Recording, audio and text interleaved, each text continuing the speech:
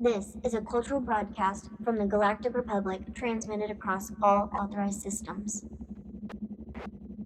In recognition of the widely observed holiday known as May the 4th, the Republic is highlighting voices contributing to ongoing discussion and analysis of our galaxy's history. Featured in this transmission, a HoloNet talk program identified as the Quantum Couch, hosted by Stephen, JT, and Bruce. This panel has become known for its detailed breakdowns, strong opinions, and constant inability to fully agree on anything. During this special podcast, the host will examine three defining eras of galactic history: the prequel trilogy, the original trilogy, and the sequel trilogy. Exploring the rise, fall, and legacy of the galaxy's history, along with our favorite moments from across the saga, along with the events that continue to shape the balance of the galaxy. Listeners are encouraged to remain engaged, form their own conclusions, and enjoy the discussion. Please welcome Stephen, JT, and Bruce, and may the Force be with you. Welcome to the Quantum Couch. Steven, JT, Bruce, take a seat, take a seat, take a seat. Welcome to the Quantum Couch. Steven, JT, Bruce, take a seat, take a seat. Welcome back to the Quantum Couch. It is your host, Steven, with your other friendly hosts here, Bruce and JT. And it's a very special occasion. It is May the 4th. Happy Star Wars Day to all nerds out there. Today we're going to be a pretty fun, light episode. We're just going to go over the trilogies, our favorite moments, favorite characters. So grab your blue milk because this Quantum Couch is going through hyperspace, and let's talk about Star Wars. Let's do it. It would have been kind of ironic and kind of funny if we didn't talk about Star Wars on May the 4th, right? Like, Yeah. if that would have happened. What if we talked about Star Trek? That would throw people off. Ugh. Wow. Yeah. That would be a disservice, and I'd probably lose my nerd license. Wait a minute. I don't mind Star Trek. But in fairness to me, I'm old enough to remember that was the only IP from Star Trek was the TV show Fair. and maybe one or two movies at that time, which at the time that was like top of the fucking rank. It was dope. But yeah, later on fair. you go Deep Space Nine. What the fuck? That shit is dry. Yeah. Anyway, sorry. But no, we're talking about Star Wars today, gentlemen. I'm excited to hear what y'all have to say because we kind of discussed this a little bit in the pre-chat, but it's definitely, I feel like Star Wars is the biggest era-based franchise that anyone could be talking about. Oh, yeah. I mean, what do y'all think? I think you're right. I mean, here's why, and then I'll pass the mic. But here's why. You're talking about, and what we're really going to base this conversation on is three different generations as well. Like, how can an IP span three generations, and despite what you think of every trilogy, be that successful? Like, you got parents, you got grandparents, parents, and grandchildren all watching the same IP. Is there anything like that out there otherwise that has that consistency other than maybe Indiana Jones with, the last movie, if you will, but trilogy-wise in a franchise like that, I don't think there's anything like it. It's amazing. Yeah, I don't think so either, honestly. And it's only evolved too with like modern day things and stories that need to be told, and new head of the table. I mean, people got to remember George Lucas is no longer at the helm, and he hasn't been for a hot minute, and Kathleen Kennedy is now gone. So now you have Jon Favreau and Dave Filoni, who have created some huge and major Star Wars characters as of recent. So maybe another new generation is about to be added to the Star Wars family, and I mean, I'm more welcome to more fans, honestly. The more the merrier, right? Yeah. And Dave Filoni's work should never go unnoticed. I mean, he gave us the Clone Wars, which is something that passed so much time and Yeah. he is incredible in its own right. But having someone as creative as Jon Favreau on the other side with him there, two people that Yeah. I feel like Oh, really amazing. do understand Star Wars, Freaking amazing. it's incredible. You love to see it Yeah. because it means that the franchise is still going to be treated with love and respect that it should be. Yeah. I Yep. feel like Favreau and Filoni are, for all correct or proper intentions, they're the mortar that fills the cracks between the Mm. trilogies, right? They're like Hmm. cementing over things, which in turn could be really hard, um, because if it's not receptive or on par, it could get rejected, right? Mm-hmm. And you get these little potholes that then don't get filled. But they've done such a good job with consistency and filling those areas that I can't see Star Wars being Star Wars without them right now. I just can't see it. It's just Right. Right. unfathomable. Yeah. Yeah. Or Yeah. unfavorable. Oh, I see what you did there. Favorable. Yeah, yeah. All right, go ahead. I That's it. agree. Sorry. No, yeah, good job. Yeah. Yeah, good job.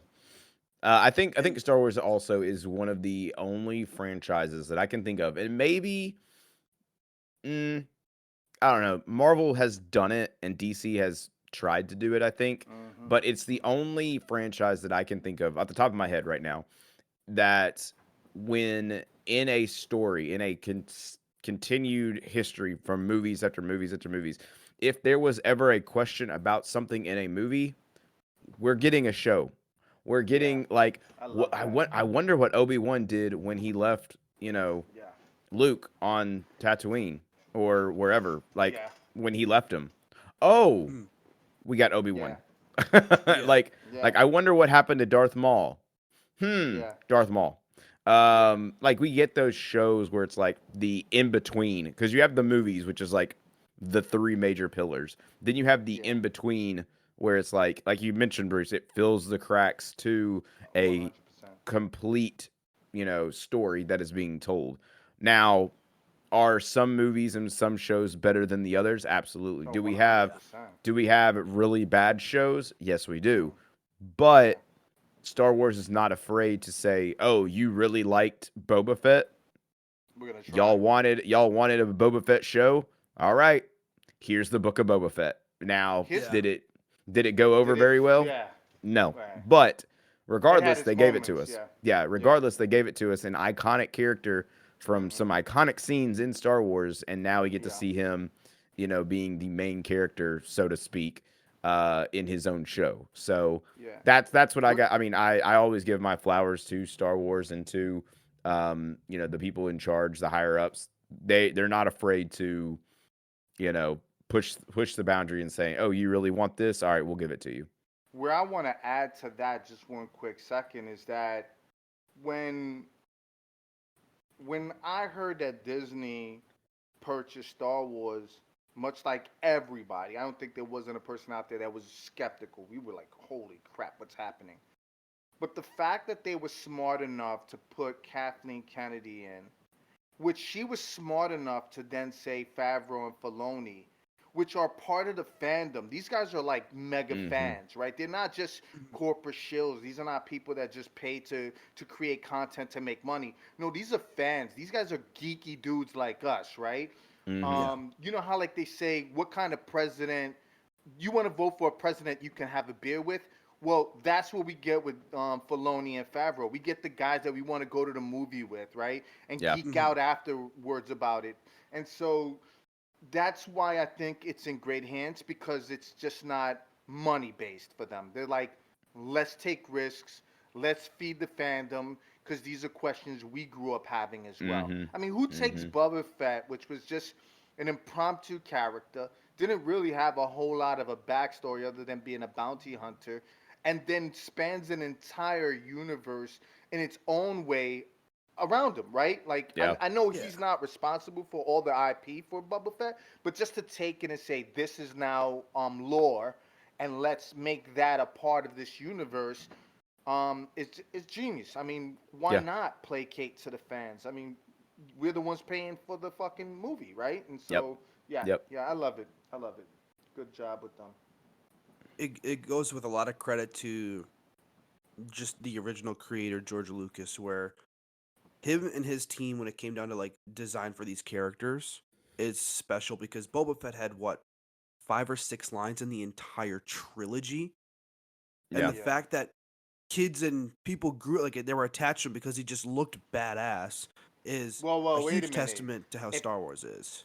one thing to interject with, Steven, and I hate mentioning this, and I don't know if you guys feel Oh where I'm going in gosh. a dark place with this, but when we got to finally see a little bit more of Boba Fett was in the Christmas special.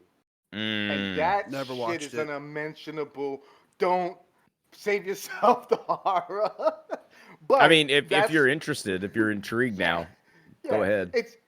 True. It's worth watching just so you could just cry a little bit. Yeah. Yeah. Save your save your tissue box near you. But yeah. That's where we get. That's the first time we see them expound on Boba Fett. They give him more. They flesh him Hmm. out a little bit. But yeah. Sorry, not to cut you off. I just wanted to put that out there. That's my age showing now. No, it's one of those things where I mean, growing up, I mean, we all had that feeling with Star Wars where you would just see a random character in the background, and you're like, they might not have had any significant part to the story, or maybe any significant like lines or anything like that, but there's something about him that makes him so intriguing, and you're like, damn, like I want to know more about that character. Like growing up, like my favorite Jedi, obviously we all loved like Luke and Obi-Wan and all that. But I Hmm. was a huge fan of like Kit Fisto, Kiadi Yeah. Mundi, all those Yep. weird, obscure, just you're like, damn, they Yeah, look the so side cool. characters. Yeah, Yep. it's just like, yeah, the story's not around them or revolving them, but they're just Hmm. cool characters. And I think Star Wars Oh, does a good absolutely. job of opening up avenues to discover more about them in comics and video games and shit like that, and I love Hmm. it. Well, even more. Yeah. No, I was gonna say I think like a counter argument to that, Stephen, would be when you have characters like Ahsoka, who is relatively new to the new Yeah. Yeah. generation. Um, when you have characters like that and her species appears in like the background or something, people Yeah. automatically say, "Oh, that's Ahsoka." It's like, not. Yeah. Let's not That's the push fact. that Yeah. envelope, but Mhm. let's understand like Kiadi Mundi. I think it was Mhm. him, or maybe it was yeah, Kiadi Mundi in um the Acolyte. Yeah. Oh yeah. People That are. I like. mean, there was a whole discussion on was it him or was it his species, or because there was an issue with, that's the downfall of all IPs in general. But in Star Yeah. Wars, the biggest like blockade in Star Wars is its fans. Yeah. Like I feel like Oh I my feel like god, Star Wars yeah. fans always We're jaded. We're yeah. jaded at this point. We got so much for the same, and to your point of the backlash, for Hmm. all that Favreau and all that Filoni and all everybody before them has ever contributed, even Abrams, right? We're Hmm. looking at the fact that we've been given so much that we're jaded now. That everything we see, we want it. We Yeah. make that. Don't forget that. You fucked up that. And Yeah. it's like, Yeah. yeah, it's all right. We're getting they Yeah. spitballing. Some shit works, some shit doesn't. My Yeah. favorite side character that has no significance important is Guido. Oh. What Yeah, is he? he's A so cool. Rodarian or Rodian or Hmm. whatever his name. And come on, Yeah. come Yeah. He's on. cool as hell. Who Yeah. shot first? I think this new generation, truthfully, and we're kind of dipping into the new fans of Star Wars. Is I think a new favorite character of people's is going to be the character that Martin Scorsese is playing in The Mandalorian and Grogu. Because Yeah. I feel like Martin Scorsese has a huge impact on new film fans, like in general. And so when they see that Mr. Scorsese is in Star Wars, they're gonna be like, "That's my favorite character," like, "Oh, I love him." Right. But like, I did not know that. yeah, Yeah. mm-hmm, yep, That's he, news to me. Holy shit.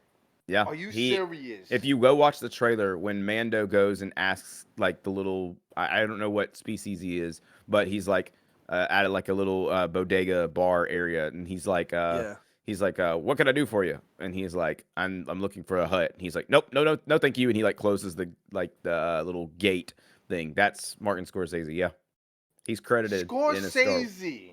Yep. Yeah, Martin Scorsese. Yep. yeah. And it's not out of the realm for him The- to be in stuff like this Holy because shit. he was one of my favorite characters in Shark Tale. I mean, he was Sykes in Shark Tale. And it's Yeah, just, that is true. and people attached to him in that movie. I think it's just the name.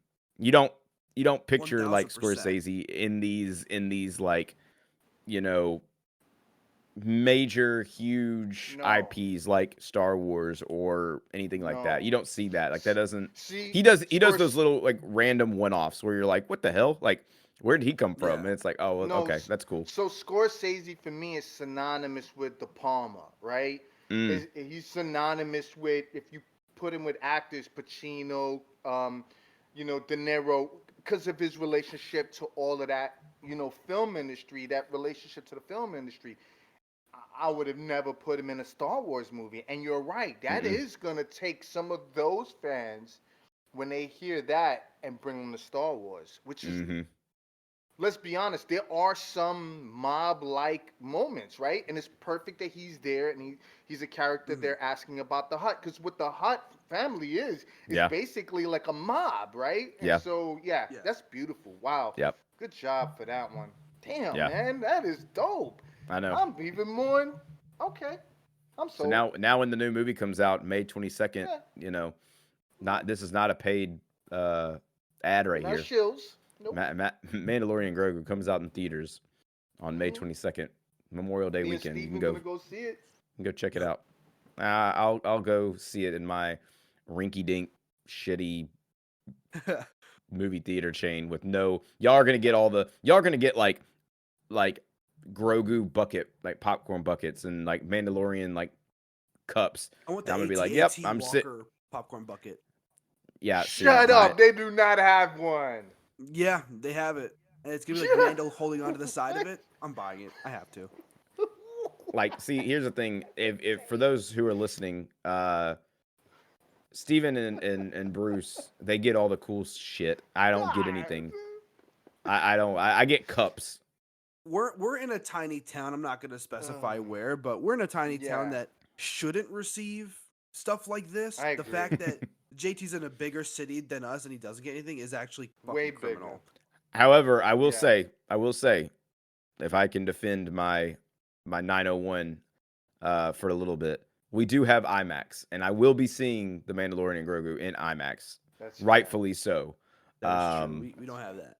But what I did want to get into real quick is when y'all go see Star Wars movies, and I guess this is a question for really our audience out there. Whenever they come with the re-releases, and when they come out with, like, I remember last year they did a re-release for Revenge of the Sith, and I went and saw that in IMAX. We didn't grab that opportunity all those years ago when the movie came out. So my question to y'all is Star Wars a franchise that must be seen at the highest quality? I'm talking IMAX, 70 millimeter. Like, of course, the answer is if we have it. But if you have the opportunity, and let's say like IMAX tickets for me is like $17.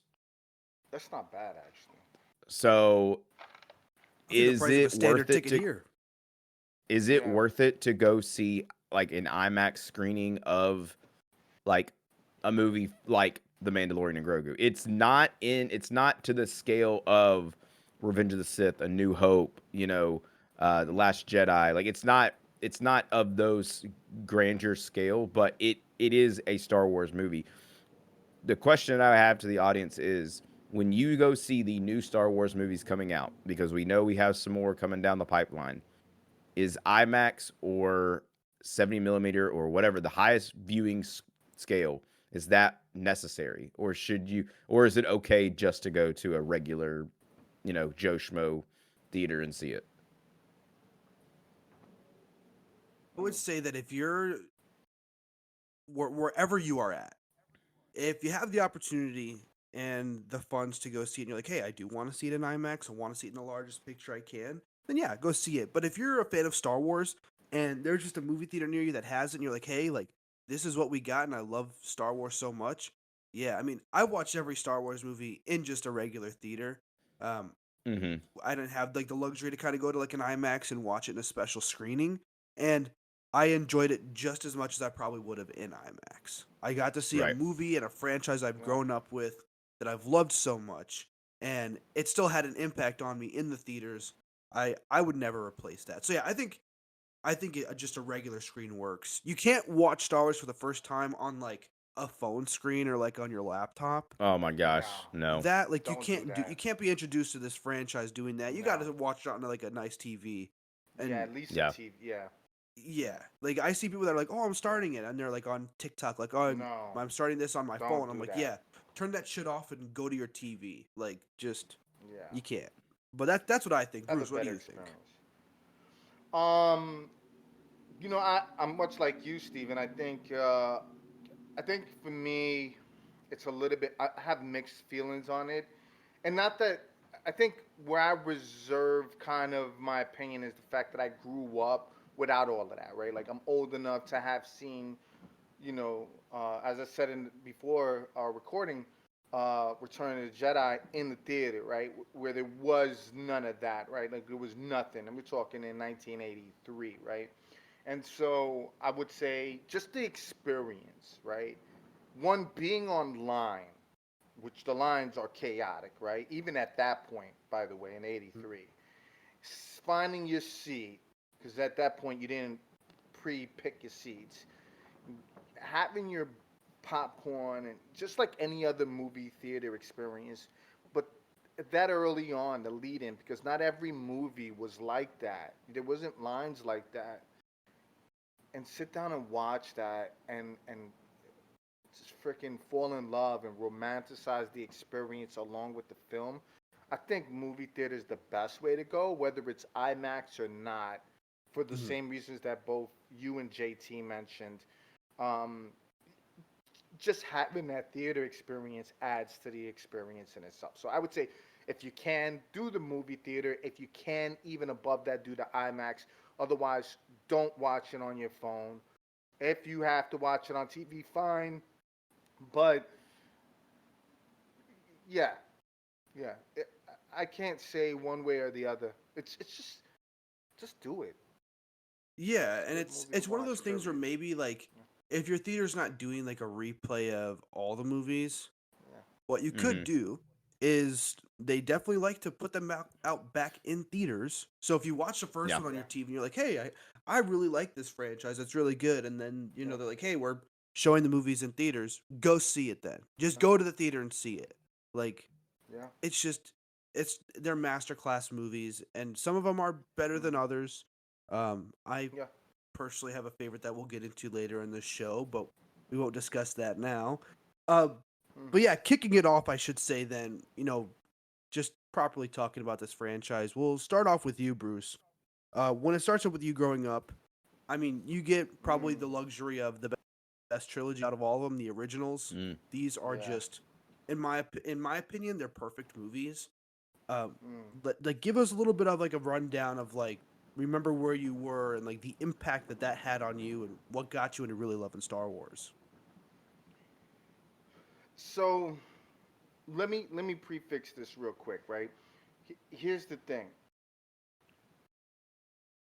Star Wars, you have to almost at my age to be fair and unbiased. You have to remove the romanticized notion of being at a time before the industry took off, right? Before the IP took off. So I have to remove that element to be fair and criticize the movie for what it is. But I also have to be considerate to the technology at the time in Hmm. retrospect, which is hard in itself, right? And so what brought me to love it, just to kind of touch that question real quick, was that there was nothing like that. Even though Lucas was trying to recreate something like Buck Rogers and all of these other things that he was trying to touch on, right? Um, it still felt like it was none of that, right? Like he took the lore of samurais and brought that in, and like it it almost felt like a western at times. It like all the things that we see later become thematic for it, was just the Mhm. tie-in of his imagination of a kid growing up watching and loving movies, right? And then I was attached to that for that reason, right? As I was old enough to then process that. The first love that I caught was because I shared that experience with my dad, right? Mhm. And that would have been like one of the first core memories of doing anything with my dad. My dad took me and my brother to watch it, and to watch Jedi, Return of the Jedi. And I would say to continue to love it, it's for all the same reasons. Like I went to watch the prequels with my nephew and my brother, Mhm. the same brother we went to see it in '83, right? And then we waited online for all three of those with my nephew, so generational. Yeah. Then when the next set of movies come out, I went and saw those with my son. Waited online, watched them as they released. And so, as I was telling you guys in the beginning, I had a deep relationship generationally with them, from me as a kid to me as an adult with my nephew to me as an adult with my own son, right? Like watching Mhm. their excitement grow with it too. So I would say that's what drove me originally to stay in love with it. What drove me to love it first was the experience with my dad and Yeah. having to see that in a theater, and there was no reference point of a ginormous universe in it, but we were all looking at it like, wow, this is this new creative thing.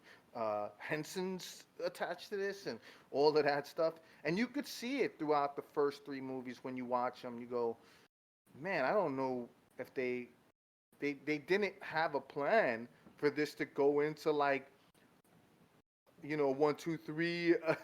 You know what I mean? It wasn't. Yeah. I don't think that they were thinking that, because when you see some of the footage, it looks kind of campy and you know Mm-hmm. cheap and Oh yeah.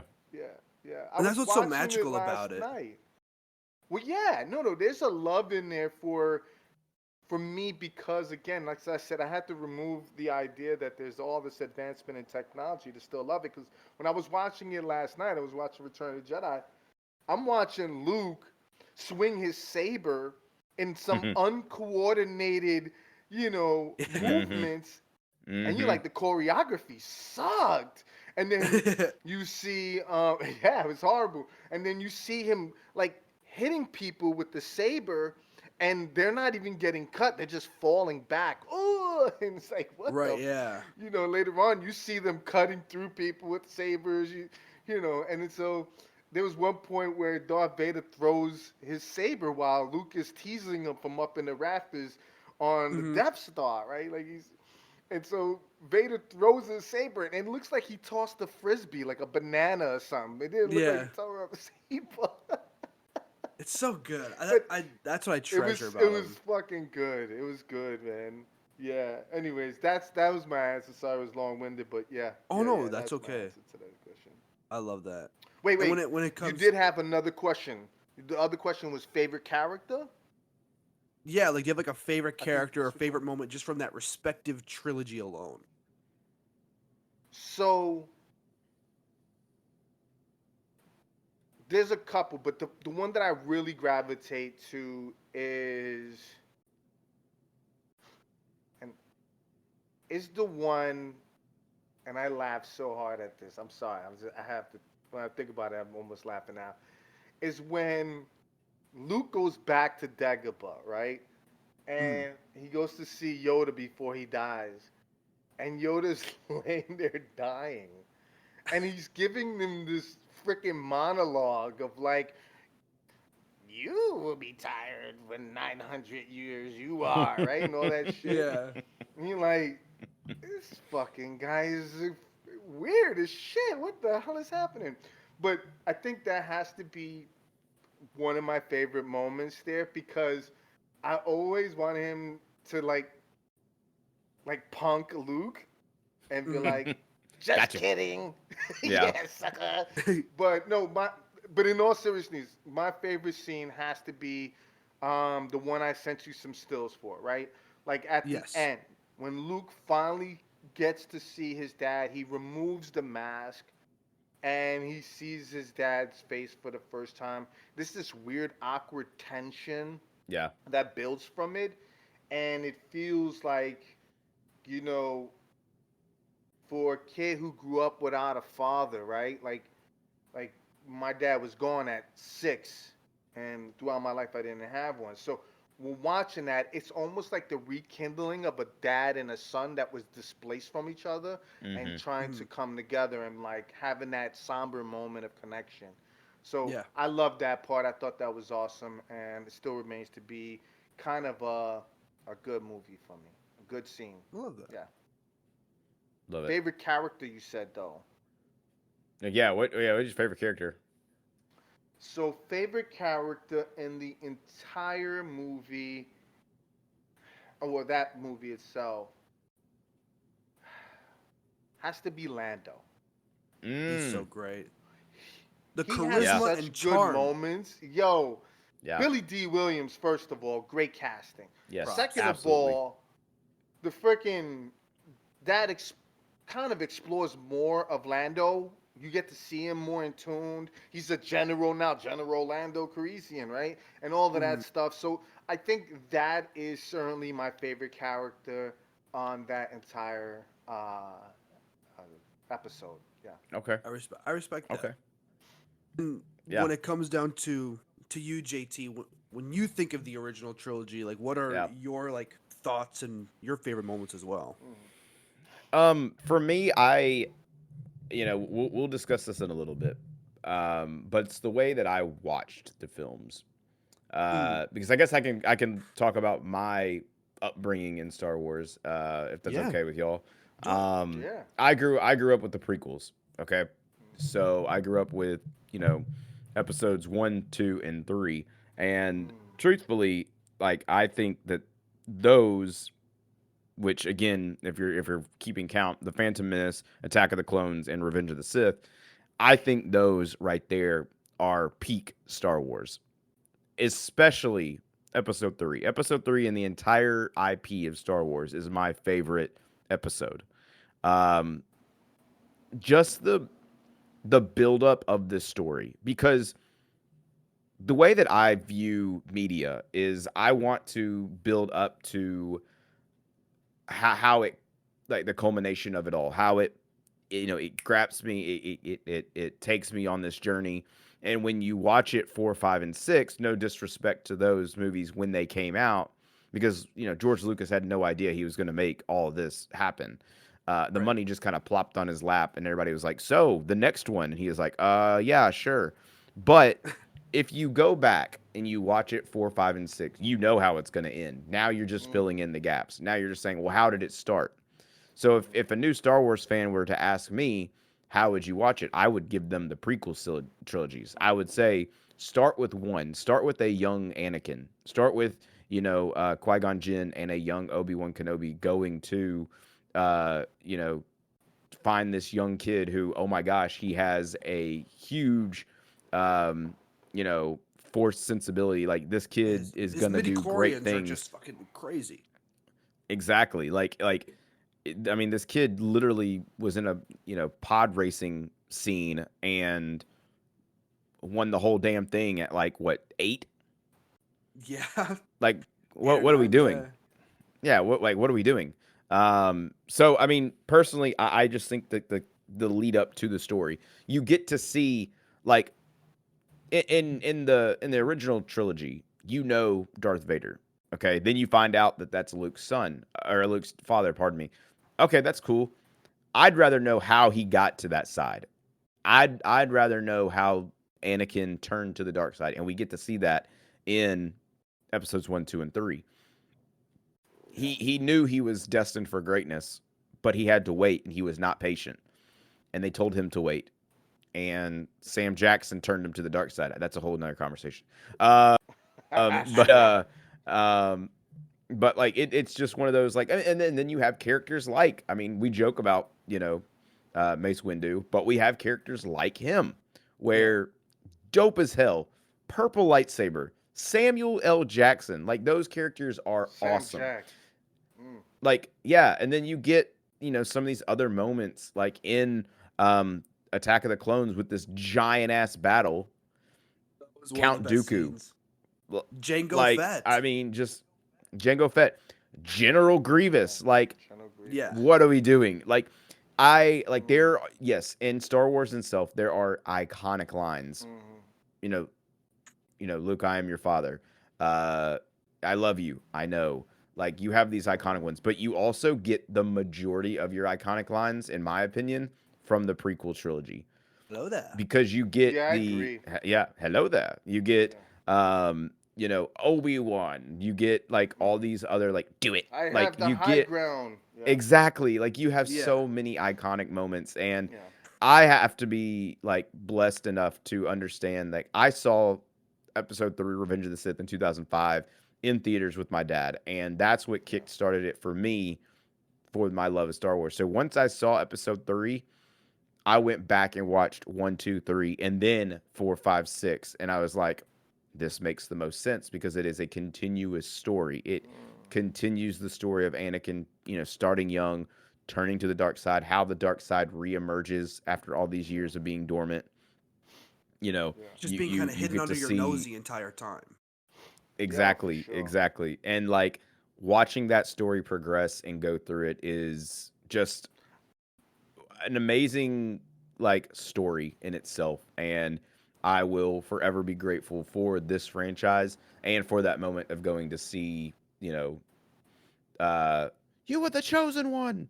I hate you, and then Yeah. yoink, there goes his legs. Like Yeah. I when I went and saw it again last year for the 20th anniversary or whatever, bro, everybody in that theater was just the entire your democracy.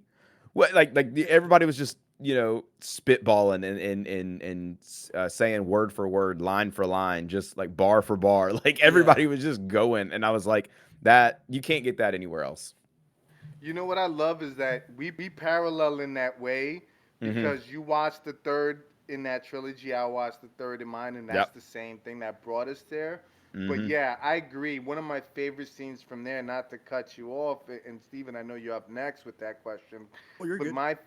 one of my favorite scenes is when he's crawling after that saber fight on Mustafar, and Hayden Christensen's character's coming out of the freaking lava, and he's like half burnt and shit. Yeah. That is Yeah. the one of the best scenes because it's like, holy shit, this is why he's Vader in that respiratory suit. What the fuck? Yeah, it was Yeah. great. Yeah. I Even though you knew it was coming, the yeah. visual of it was just so impactful. Yeah, I will yeah, say so- too, like you can't have one like you can't. And Steven, I do apologize, but like for me and Bruce on this topic, me and Bruce, I feel like are the most connected trilogy, like of the three. Like we are like after 7 or like after 1, 2, 3, and then you have 4, 5, 6. When 7 comes around, there's enough time has passed where you're like, yeah, okay, like it feels like a new crop. Whereas yeah, you have 1, 2, and 3, and then there's like, I mean, a literal short break, and then you get into 4, 5, and 6. And when you're watching these movies, to Bruce's point, you see in episode 3 Anakin half chopped off, legs chopped off, arm cut off, half, yeah. no face, he's burning, and then like Emperor Palpatine was like, you will now become Lord Vader. And then it's like, oh my God, because you know what happens. Yeah. It's that getting to point. So I feel like of the 3 trilogies, while they are all had their hits and misses, I do believe that the original and the prequels have a more connected fan base Yeah. than the sequel trilogies. Yeah, and then you Yeah, have that's like fair. Andor and Rogue One. Yep. I'll bridge that gap a little Yep. bit better. But yeah, absolutely. Yep. And then I will like say, that. to answer your question, Stephen, from earlier, my favorite character. That's really tough because I could go simple and be like, "Oh, Anakin's my favorite character," or "Obi-Wan's my favorite character." But truth be told, I think it's got to be Jar Jar Binks. No, I'm just I'm joking. What? I'm joking. Ooh. I'm joking. Misa no like Jar Jar. No, it's I mean, truth be told, I would have to say I resonate more with Obi-Wan Kenobi than anything. Growing up, that was my guy. Like that was the one that whenever we would play, lightsabers with our sticks in the backyard, I'd be like, "Oh, I'm Obi-Wan." Like I would already call it. Like, I would easily do that. And then my favorite scene, I think, is easily in Episode 3, Revenge of the Sith, when they are just discussing, like when Obi-Wan is like secretly aboard the ship when Padme goes and sees Anakin on Mustafar, and they're sitting here, and he's like, "You brought him." And they have this just intense dialogue before they start fighting. You see the rage in Anakin's eyes, like they're red and like they're turning to the dark side, and you're like, "Oh shit, things are about to Let, pop off." Yeah. before we move on to 789 real quick, and I hope we all could agree on this.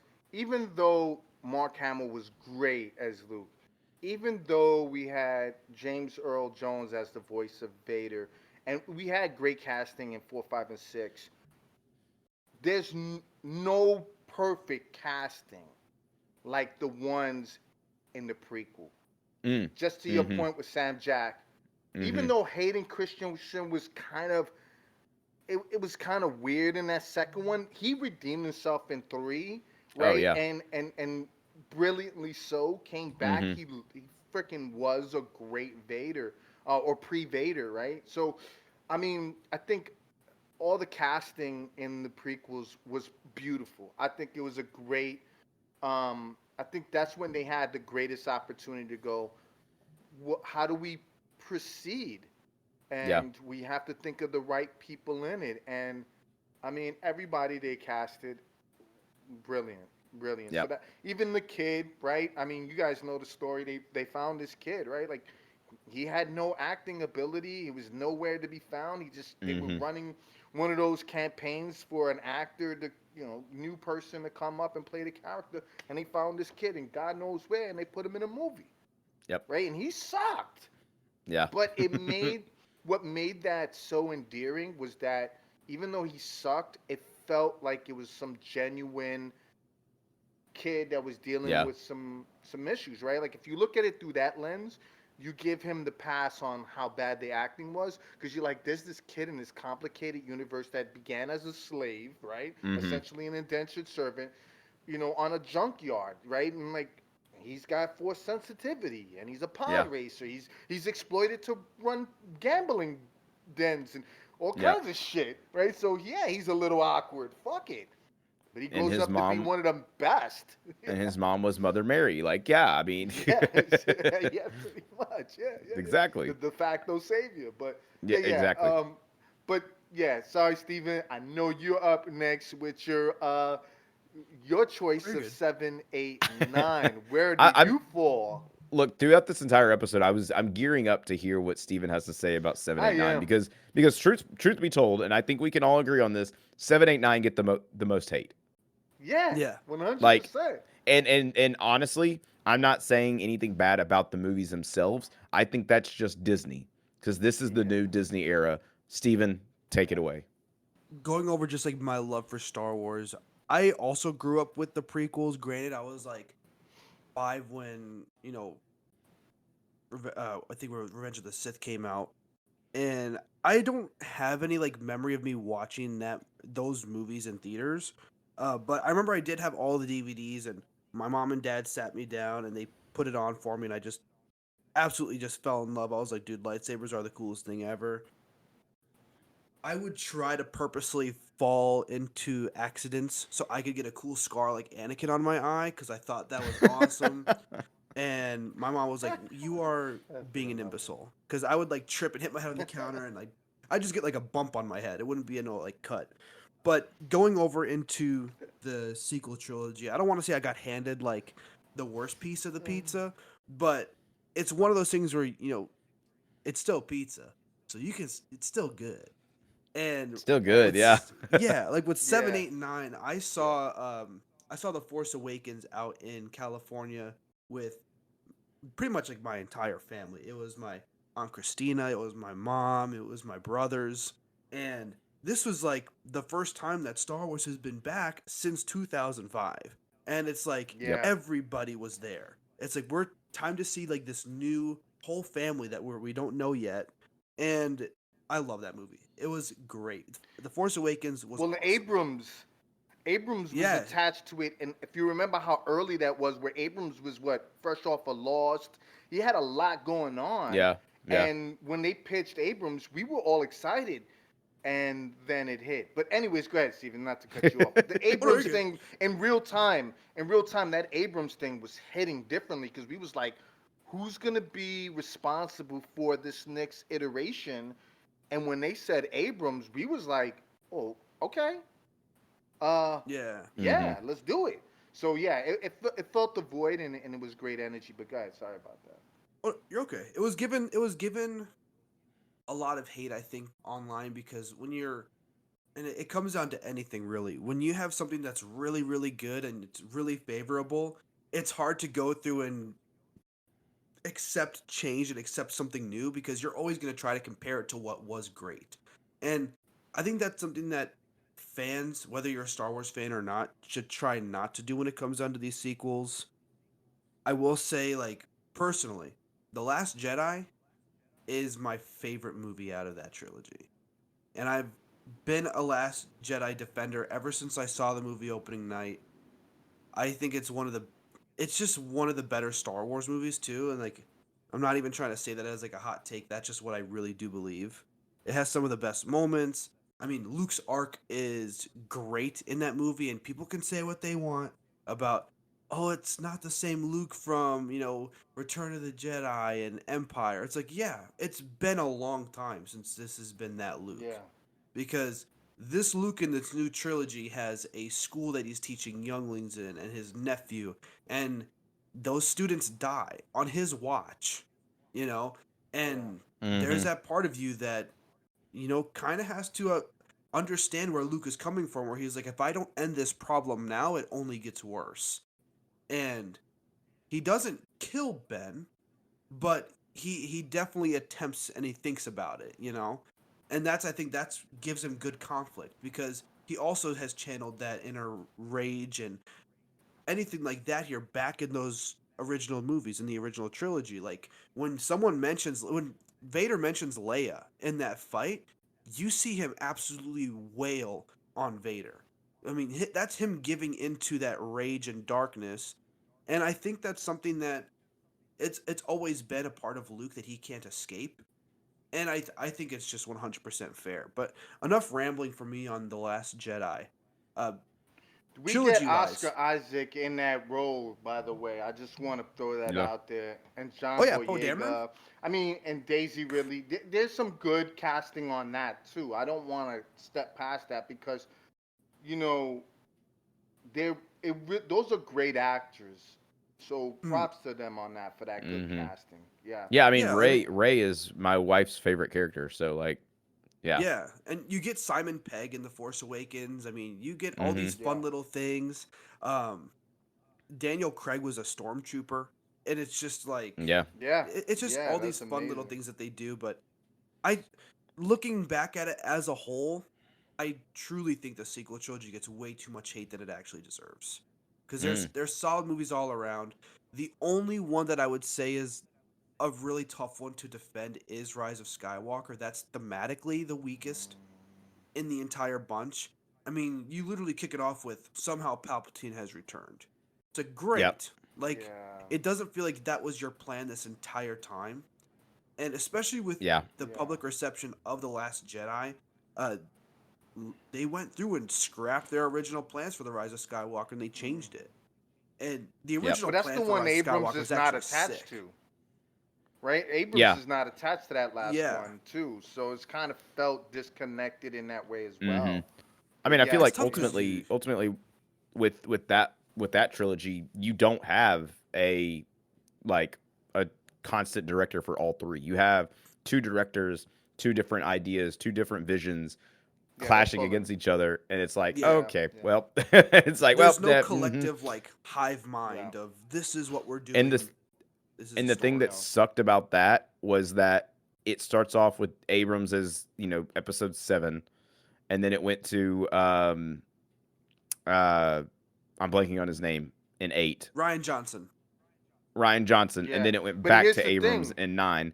And it's like I think it would have been better off, truthfully. It would have finished off on a higher note if it was like Johnson, Abrams.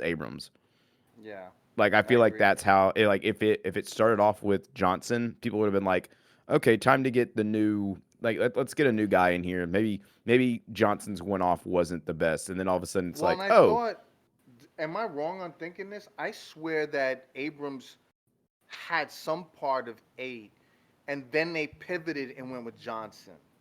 Am I wrong on thinking that? I think we'd have to look that up because I think that's what happens. You could mm-hmm, tell that there's a difference in yeah, some of that change, and I think that's where 9 then feels disconnected again because it. To your mm-hmm, point, not to disregard your point, I think 8 was kind of a hodgepodge in that way. Even though it was a great movie, Oh, it's yeah, the I best. think where you see that disconnect is because now Abram has to pick up where Johnson left off when he intended a different storyline in 8.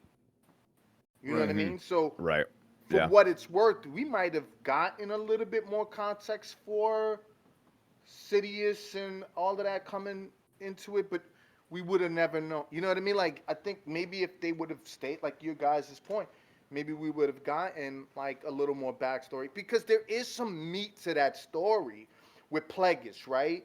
We yeah, know that he kills Plagueis so that he can consume that knowledge of how to then cheat death, right? And Yeah. there's even rumors that he is Plagueis, right? Like that whole shit too, right? But just saying, in that lore, to be able to build off of that, I think we would have had to have the consistency of the same person directing and producing that material. I think we would have gotten that. I think we would have seen that because that there's good source material in that. It's just it's not exemplified well. You can't mm-hmm, start with somehow or this is through this. No, no, give us the lore. But I think yeah, even at that time they were fighting on what was canon and what wasn't. I think that was the other Yeah. part. We were getting a lot of backlash on what were canon, what was canonicity, and I think that's where Filoni and Favreau come in because they started to make a lot of that um, loose material as canon, and so that's kind of where we do find out more of that material later. But yeah, anyways, I went on a rant. You guys could have stopped me at any point in time. You're Just saying. okay. I think when it comes down to those movies, and it may just be the like my personal opinion, but like I don't mind the Abrams Johnson Abrams move. I wouldn't mind doing Johnson Abrams Abrams. I wouldn't even mind if it was Abrams Johnson Johnson. You know, I think Hmm. I think no matter what, Lucasfilm or Disney as a whole, they just didn't have an idea for the trilogy. I mm-hmm, think when it Yeah. comes down to it, public reception, they're probably like, it's Star Wars. People are going to love it because Yeah. it's Star Wars. And we can kind of just yep, throw stuff at them Yeah. because these fans love the past. I mean, yeah, there's yep. fans out there that love Palpatine. And so, yeah, I bet you there was a few people that were like, yes, that's great. I love that. And then Oh, there's I those mean, other go fans that go are look like, at I don't get it. go look at the trailer reactions for At Comic Con, episode 7. Like yeah, it yeah. was Yeah. insane. When Palpatine's laugh happened at the very end, everybody went nuts. And then Yeah, after it resonated, people were like, "How does that make sense? Yeah. We right. saw Vader throw his ass down a electrical tunnel. Shaft. Like, Yeah. what? How is he returned? Like, Yeah. what? Like, people, it's that initial, like, oh, you hear the and laugh. and Oh and my and God. It's, and here's the thing: the insinuation is that blue energy that you see that comes back up that shaft, right? That tunnel yeah, is him dissipating and his force energy releasing, right? yeah. Like maybe that's me, but that's the way I've always seen it as, even back then, right? And so it's yeah. So what happens, right? Like how does It, it he? kind of, Yeah. it kind of goes into the whole point of, and I know, again, we're just a quick tidbit. In Marvel, everybody says they're not dead until you see a body. Yeah, off-screen deaths don't count. Exactly. Yeah, It's the same yeah, thing with Star Wars. Yeah, yeah. Vader threw his ass down a shaft. We didn't see. I mean, all we saw was the blue energy pop up. We didn't see nobody. We seen Luke get thrown down the shaft. Well, the thing is, we don't He's complain Like- when we get one-handed. Darth Maul again. Yeah. Like, why are we complaining with yeah. Sidious when we're not complaining about Maul? And why are we complaining about I think that? it's We're the not complaining delivery, about though. Boba Fett. No. But it's like, It's not Yeah. Boba about Fett his died in a fucking return. It's Sarlacc pit. Yeah. It's like, yeah, and then now he's back. Maul no, got wait, chopped hold in on. half. Exactly. Here's He the chopped in thing. half. And with Maul, it's harder because he's fucking in half. And you see him bouncing Well, and hitting the fucking walls of the shaft and going all the two way things. down. One more thing, Bruce, before just so I That can was get this great. off my No, chest. I love that. Though. I When- love that. When That's good. when you see him bouncing off these fucking walls, Jesus, years that- later, they're that's like, good. "Hey, we're gonna have Darth Maul Here show he up in is. Clone Wars." No one said fuck about that. Everyone was up in arms and cheering. Fuck yes, let's go. So for Hell everyone to be yeah. all pissed off about Darth Sidious and Palpatine returning, yeah, is it I kind of agree. bad writing because they threw it on us last movie? It kind That's of is. the problem. But with how many people escape death in Star Wars, it fucking Yeah. doesn't matter. You know how many Well, there's things they've two introduced in things. Star Wars that are brand new Force for powers? sure. Like fucking Leia that's what I was gonna in say. space, Hold on. flying back to Oh, the she ship. pulls it. Yeah. Who Dude, gives a come fuck? on. It's Star Wars. What the fuck? Sorry, that's yeah. just me. That's just so what I- wait. No. It's a Yeah, great that's- rant. And here's the thing, just to piggyback that rant, because I love that point. We see in the first trilogy Force energy, right? Force characters. Yeah. They're not dissipated into some freaking alternate, Yeah. little metachlorian. No, they're like Force ghosts. Yeah. What Exactly. says that they don't actually can summon that strength into something else? And in Yeah. fact, if you look at the story with Plagueis, that's kind of alluded that that's the case. That Jedis have unlocked the secret of how to then move around from one place to another without They really transfer leaving energy. the plane. Yeah, they transfer the energy. So, but I think to the point, and there's nothing wrong with what happened with Sidious. It's just the delivery, right? The launch of it sucked. Yeah. It bombed. Yeah. If they would have came correct with something more consistent, that would have been awesome. Yeah. Because I guess it that's still why they makes tried to plant the sense, seeds with but yeah. Snoke. You know, because with Snoke, Yeah. everyone's like, remember when And that that shit came out? sucked. Everyone's like, is that maybe Palpatine? And it's like, and now obviously we learned he was just making, these body Clones. parts and shit like Yeah. that. And Clones. it was Yeah. just, it is upsetting the way that they went. And people give a lot of shit to Ryan Johnson for changing a lot of things in Star Wars when they don't want to point fingers at J.J. Abrams for Episode 9. Yeah. Because Yeah. there's a lot of flaws in that movie. And if you want to blame Ryan Johnson for, let's say, character assassination for Luke Skywalker, you could say the same thing to Abrams about 9. Because Yeah. that's probably the worst movie in the trilogy, and it's done by Abrams. So, Well, one last thing. Never forget they brought us Kylo Ren's temper tantrums. and those are Yeah. great. And the thing is, Kylo Ren is at his best in Episode 8. Yeah. He's at his best. Like, when he's hitting this shit with the help, he's going fucking Yeah. bananas. Like, I love it. It is just Episode 8 is, and I can't stop gushing about that movie because it's everything that like you kind of want it to be. Like you have Luke Skywalker at the beginning, like you want me to stand up against the First Order with a laser sword, and at the end of the movie, he fucking does it. He fucking Yeah. does it because it's Luke Skywalker. He's the fucking man, and he's force projecting himself there, which is another new ability Even that better. we've seen. And Yeah. it's like, he used so much of that energy to help give the Resistance time, which is what they needed, our new hero's time, where he then became one with the Force. And for me, there's nothing wrong with that.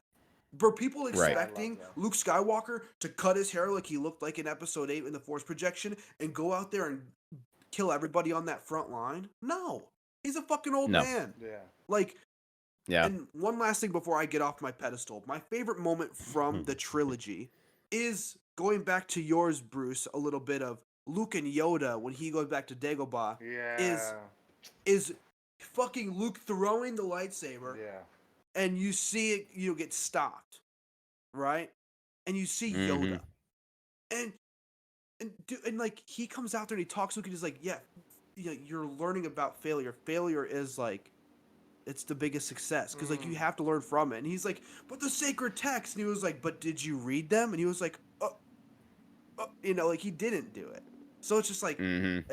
I love that moment, and obviously seeing Puppet Yoda again is great, and Frank That Oz was was back another to do big it. one. It was just Frank it's Oz, my yep. favorite moment I in loved that it. entire trilogy. Who is your Yeah, favorite character yeah, who's your favorite character? from that Ooh, trilogy? there's so many great characters. I had the biggest crush on Daisy Ridley, so I'm not gonna say Ray, but I will Yeah. say it probably was Poe Dameron because Yeah. Oscar Isaac is just a The gem, best. and he's probably the most consistent in the trilogy. I'd say next to fucking And the best BB-8. acting. Yeah. And the best Yeah, acting. He delivered that character flawlessly. He was Go. yeah. witty, he was zany, he was the Han Solo of that franchise. He recently did a podcast interview somewhere. I can't remember exactly where. And they asked him about that. So somehow Palpatine returned, and that was actually Mm, during reshoots. That was never in the original ending or the original that's rough. script. And he said, "You can tell." He's like, "You can tell that was during reshoots." And he was like, "They're That's like, what do you think rough. of it?" And he was like, "That was during reshoots." I was like, "Oh well, that Yeah. tells you all you need There's to no know." hair on his tongue. There's no hair on his Yeah. tongue, man. That guy No, talks his shit. I was gonna say like moving on from the trilogies that we had, the movies 1 through 9. Um, Star Wars does also have, and we'll go over quickly that they do have a scope and a thumbprint on TV shows, coming from live action shows with Book of Boba Fett, The Acolyte, Skeleton Crew, Ahsoka. Obi Wan. Mandalorian. I mean, you have all Yeah. this Mandalorian. Then you have the animated shows from um, Rebels Rebels, to yeah. uh, Visions to Darth Visions was Maul. Like awesome. like they're Yeah. like I'm thinking. Why am I blanking on the name? For which one? Bad Batch, Bad Batch. Clone Thank you. Thank you. Wars, Clone Wars, yeah. I was There's a shit ton. and Yeah, then now, great IP. now, speaking on earlier, a new batch of Star Wars movies with the Mandalorian Grogu coming out May 22nd. And then you have which I think this movie might have gotten a lot of segue or steam because of his performance in Project Hail Mary, but that is Ryan Gosling's new Star Wars film Starfighter coming out in, I believe, 2027. Look, I mean, Star Wars is in good hands, I think, and I think they're always going to continue doing what they do until the money is no longer there, which I think it will always be there. Do y'all have a favorite non-Star Wars, like a television show, per se? Like, what is one of y'all's favorite television shows from Star Wars? You could take this one first, Stephen, because I usually jump in there right away. You grab that one first. Oh, I can tell you mine.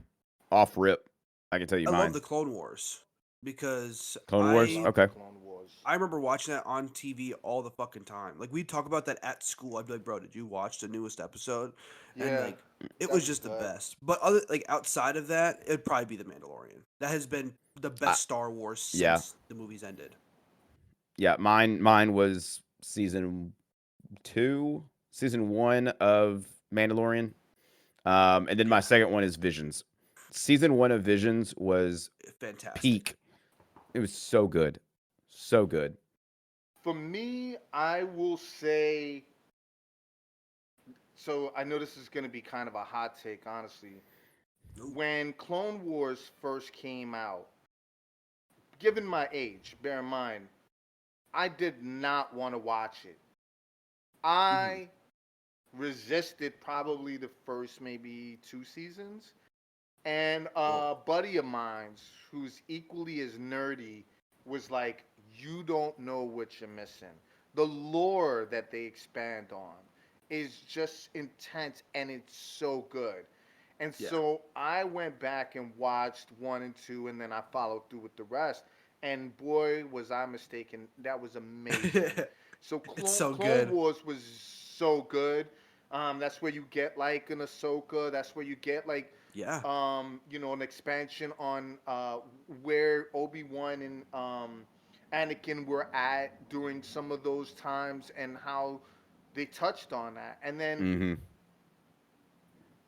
I love Bad Batch because Bad Batch expands on that story from a different perspective of like Mhm. the defunct kind of Order 66 clones that didn't fall into it because they were like a busted batch of clones.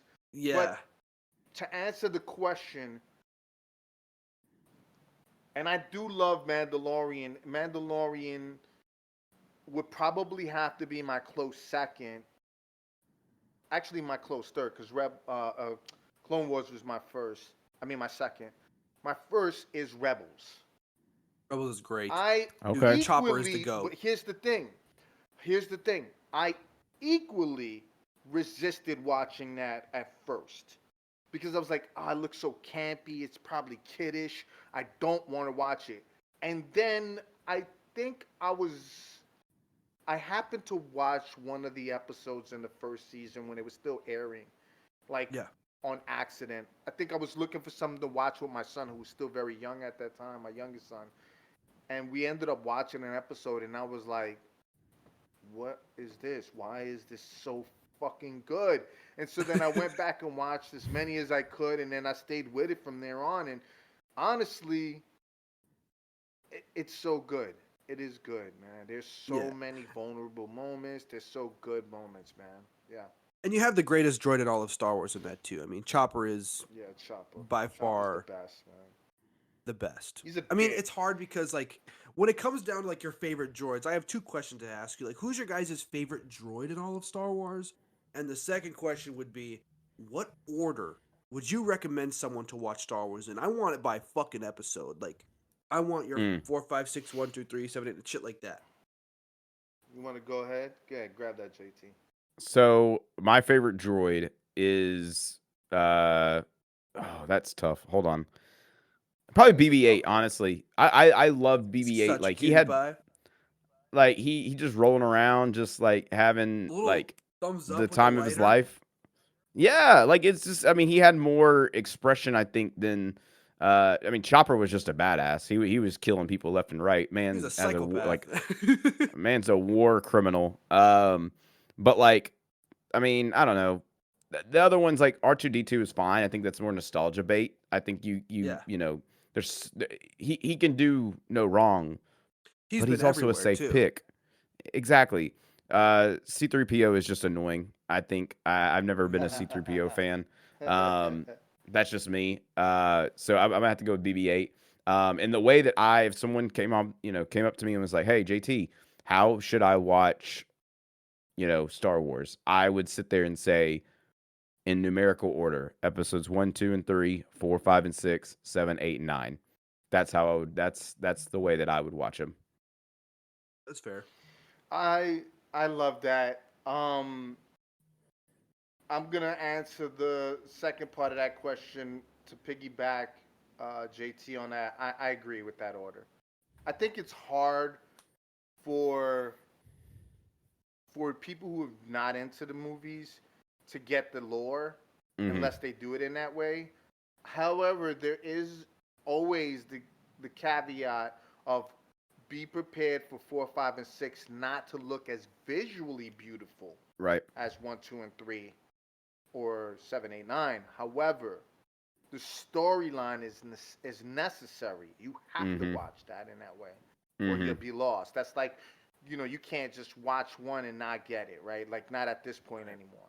Yeah. My favorite droid would be Chopper, right? But I Mm. think that's an easy one. It would be R2, which is the OG, right? Which is another Yeah. easy one because he was straight gangster. But K2SO Rogue One mention. Let's Mm. from go. Rogue One, who was an Oh, original classic dickhead. He He's was a so good. sarcastic, cynical bastard for a droid. That's the first time you really see a yeah. disconnect and a connection. Like we know that if there was any description for droids to have autism, that would be him, right? Like Yeah. he would be the Sheldon Yeah. Cooper of Star Wars, right? Am I bugging on that? And so I would That's right. say him, and then Chopper, and then at a close 3 would definitely be R2, but then I'm good. I respect that. I would Yeah. I probably have the most different order for everybody here, and I'm not gonna take credit for making this order. This is something that I had learned, and I was like, you know what? Let me give it a watch, and fuck, it is great. And shout out to Brittany Broski's podcast, Royal Court, because the amazing David Cornsweat, he had said the viewing order should be 4, 5, 1, 2, 3, 6, 7, 8, 9. And that's Oh, I like because that. when you open up with 4 and 5, you obviously get New Hope, you get the resolution, and then you go through and get 1, 2, 3, which is a flashback of Anakin's life. Episode 6, you then get the reveal of he is Right. Luke's father. And that's like, it has a great building of suspense. I was like, after watching 4 and 5, I was like, how the fuck are the prequels going to fit into it? It was good. It was solid. So shout out like to David that order. Cornsweat, I because think that's I a might great have to do viewing that. order. And Yeah, that's dope. to go through and pick a favorite droid, I'm going to go something that is not in movies. It's more so in video games, but it's BD1. And BD, yeah. I love BD1. He is just the best BD1. companion. He is He so is, fucking man. cool. I just love him so much. You're But yeah, so it goes. lonely. That game is Yeah. lonely as fuck. And the And one he is your best consistent friend. person or character is this. Yes, man, you're right. It's so great. Yeah, I never took more joy than decorating any character in a game than I did with him because of the emotional connection. Even changing his stripes or whatever. Yeah, it's like we're gonna match outfits because we're BFFs. So, Yeah. and my Yeah. lightsaber color is always BD1's secondary color because I do it to I honor love him that. basically in my That's game. dope. So Yeah, I fucking I love love that. BD1. He is my favorite droid in all of Props Star to you Wars. for that. I'm Yeah. gonna piggyback off you, Bruce. Though my number 2 is Chopper. My number 3 is probably gonna go through and be BB-8 or K2SO. That's interchangeable. Yeah, it's easy. But Chopper is definitely Yeah. number 2 because he is just. I think they said his kill count was what, like it was over like 30 In or the thousands. 40,000. Yeah. Yeah, like Yeah. it's a fucking Yeah. ridiculous number. He's killed more people than some Jedi. You know, like Yeah. it's wild. But that's what I think. Like I said, man's a war criminal. Literally, Man Well, is a war Chop- criminal. Yo, for he is the real. best. But I guess to go through and before we conclude the episode, are there any final thoughts or any last things that you guys want to mention about Star Wars or anything that we've talked about? I do have a question. So we talked about the order 4, 5, 6, 1, 2, 3, 7, 8, 9. Do you guys consider Rogue One in that lineup at all? I would say No. no. I would say no, only because it had its own story being played out. I would say like it's just like you mentioned earlier, it's a good bridge. And while the bridge is not the whole road, it is a easy pathway to get to your next destination. And I think that's what it is for, in between 3 and 4. So that I would view be the main one as like they call it the Skywalker saga. It's the story about and following the Skywalkers. Rogue One is great in its own right, but like JT said, it's a bridge. It's like about we're the- not it's about focused the on that universe. family. Yeah. This is the Death Star Yeah. we're talking about now. Because So then truth be told, we have to then add Andor season 1 and 2 into Rogue right. One. Yeah. So That's like the world building in itself, Yeah. I think. That's Yeah. what those are great for. But here's my follow-up question then, and I'll make it my last. But then with that being said, because it is a Skywalker saga, then do you consider Clone Wars, the animated series, affixed to that? And if so, would you then recommend it in the lineup? It's a fix to it, but it's one of those things where not everybody has to watch it. yeah. I think if someone I truthfully would ask this person who is asking this question, I would ask them, how big of a Star Wars fan do you want to be? Okay. If that's you a want to good be a question. hardcore fan, Yeah. go ahead. I like Here's that. the full list, because you're not just watching 1, 2, 3. I mean, you're watching, the Acolyte, you're watching Boba Fett, you're watching, Yeah. Skeleton Crew. You got all these projects that you've got to Yeah. watch before Yeah. you even Yeah. step foot into the actual story. Yeah. Star Wars has a giant world building aspect to it, and Yeah. I personally I think that's where people get lost and they don't want to do all the homework per se. Yeah. Too But much. You're right. if someone says no, I just want to be a casual fan, then I'm gonna hit them with all right, Yeah. prequel, Watch sequel, these. like yeah, Yeah. yeah. One last question. I Agree. lied. One last question. Skeleton, because you brought it up, and I really do have a question about Skeleton Crew. How do you guys rate it? Oh, I loved it. I thought it was all right. I It's loved it. mixed, right? It's mixed. To me, it was the Goonies. That's my It same was thing. Little Rascals. It Hmm. was this Yeah. ragtag group of kids learning on the fly with this Yeah. guy who wants to be bad but also has a little bit of good in him. And Jude Law is just incredible. I Yeah. thought the show was good. Like I genuinely was like, yeah, I'm digging this show. Um, but I can see how a lot of other people don't like it. Like I can understand that because you are really like following just a bunch of kids trying to learn on their own, which may or may not be, entertaining to some. But when Yeah. you add the Star Wars aspect into it, you don't like the one thing I really like about it, and I think as I've gotten older, I think I've gained this respect for Star Wars is Star Wars is not just lightsabers, the Force, Yeah. uh, Sith, Jedi. Yeah. It's so much more. And this Right. is what this show gave us. We got a little small tidbit of a lightsaber. We got a little tidbit of the Force. That's it. Everything else was just boots on the ground, learning as we go, pirate esque. Like, yeah, Yeah. it was dope. It was dope. For sure. Steven, what about you? Would you kind of have a different answer? What do you think? Yeah, I mean, I just thought it was all right. I watched it and I was just like, you know what? It's kind of what I expected, where it was just like a show that, for me personally, like it passes the time. I can't even remember the names of the characters. That's how much it didn't stick with me. And growing up as someone who loved the Goonies, like my mom showed me that movie so many Yeah. times, and Bruce and I, you've talked about in our first few episodes of the podcast. I mean, it's a Yeah. great I movie, love it. and It's in I my don't Hmm. know. There's top just something that five. just it didn't click with me, and I don't want to be one of those Star Wars fans that are like I have to have lightsabers and I have to have an established character in my show. But it was something where like the characters it didn't do enough for me to really want to remember them. So that's why it's all right to me. Like the action was Fair. fun. It was fun at times, but at the same time, it was one of those things where there was a lot left to be desired. Where the ending was just kind of there, you know.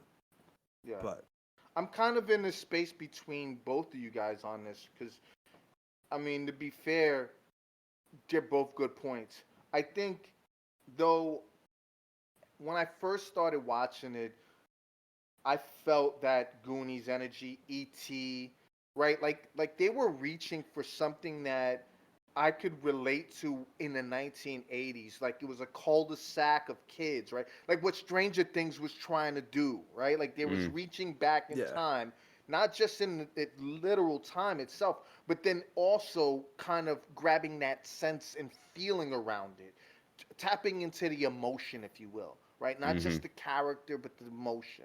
And so I love that about it.